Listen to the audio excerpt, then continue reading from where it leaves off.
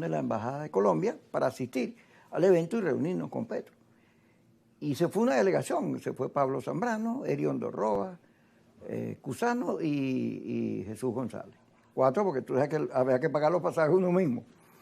Y yo espero que se reúnan, porque Petro en toda esta crisis no solo ha ganado popularidad en Colombia, o sea, Petro ha subido su prestigio porque su postura en defensa de la soberanía colombiana, pero la lealtad con Venezuela, país, porque nosotros al final somos países hermanos, hoy ha sido importante. Fíjate en el tema de los vuelos, no, me opongo a todo eso. Aquí no hay restricciones, que vengan todos los vuelos. Porque los americanos creen que como ellos son los dueños del mundo, que las leyes de ellos son las leyes para todo el mundo. Pero eso no es verdad. Eso no es verdad. Lo que estamos viendo con Trump es un abuso. Tan abuso que tiene un problema gravísimo. Y te quedaron 2 vivos y el ministro. Entonces cuando se dieron cuenta que habían metido la pata, porque el Washington Post se lo sacó, entonces le echaron la culpa al jefe del Comando Sur. Le dijeron, no fue el otro, porque hasta eso, desleales son. Y eso tiene una crisis porque en el sector militar eso no gustó. Eso no gustó. Entonces imagínate tú, eso lo que hicieron fue un asesinato. O sea, hay que no tener corazón para hacer una cosa como esa. Y en cambio Petro se ha comportado de una manera. Claro, Petro dice, Maduro tiene que elecciones, que no sé qué cosa. Bueno, porque Petro está asediado por el uribismo. Vienen elecciones. Y no es fácil en cualquier país nuestro, en Honduras, estar asociado a Maduro es que es comunista, narcotraficante, terrorista, te ponen todas esas etiquetas, porque la campaña para no solo fregar a Maduro, fregar el país ha sido muy demoledora. Pero Petro frente a eso ha tenido una conducta que uno quisiera tuviera Boric, que tuviera cualquier otro latinoamericano, porque cuando las Malvinas, siendo una dictadura, todo el mundo apoyó la defensa de la soberanía argentina. Y sin embargo aquí hay unos odios, wow, qué odios tan fuertes, ¿vale? Necesito como 5 programas para responderte. Déjame decir por lo menos pues, un par de cosas. Yo me callo, ya hablé. Primero, lo que acabas de mencionar del ataque a la primera lancha, la que salió supuestamente de San Juan de las Galdonas, donde quedaron 2 sobrevivientes, es un crimen que viola todas las leyes del derecho internacional y las leyes del mar.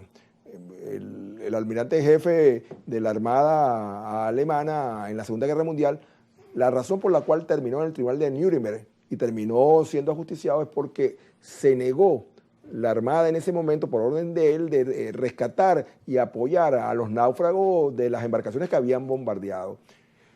Es un crimen, pero también es un crimen el asesinar, porque no tiene otra denominación, a quienes, por las razones que sea, se encuentran en un momento determinado en el Mar Caribe o incluso en el Pacífico.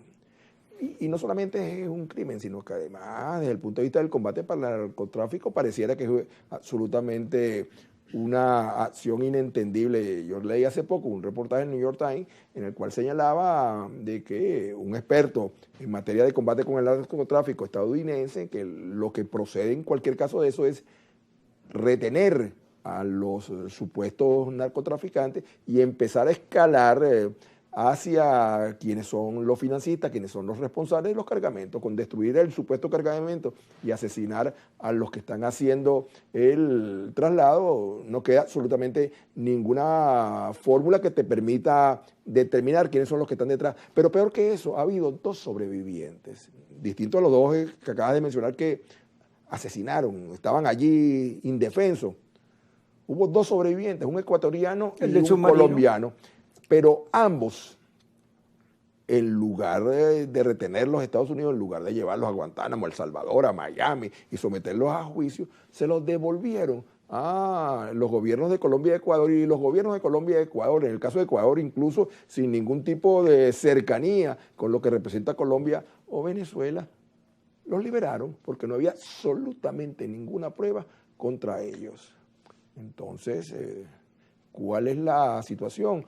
Bueno, lo que pasó hace unas pocas horas demuestra además una absoluta incoherencia con las supuestas acciones contra el narcotráfico.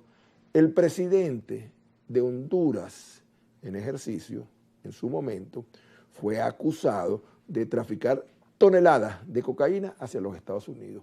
Y él confesó en un tribunal de los Estados Unidos confesó su culpabilidad y fue sentenciado a 37 años de prisión. Y el presidente de los Estados Unidos hace pocas horas atrás acaba de emitir un indulto pleno, absoluto, total. Entonces, ¿tú estás combatiendo el narcotráfico o no estás combatiendo? Entonces, es alguien que se confiesa como un responsable de traficar toneladas y toneladas de cocaína hacia los Estados Unidos, lo estás liberando. Eso por una parte. Pero entonces veamos también otro de los señalamientos que hiciste. Me parece positivo que un grupo de venezolanos, cada uno de ellos los conozco y los conozco bien, me parecen personas honorables, personas bien serias, bien responsables, vayan a reunirse, tratar de en Cúcuta con el presidente Petro. Pero a ellos, a cada uno de ellos y a quienes están con ellos en este momento, adelantando una serie de iniciativas, ¿cuál es el mensaje que tengo yo que dar y dar públicamente?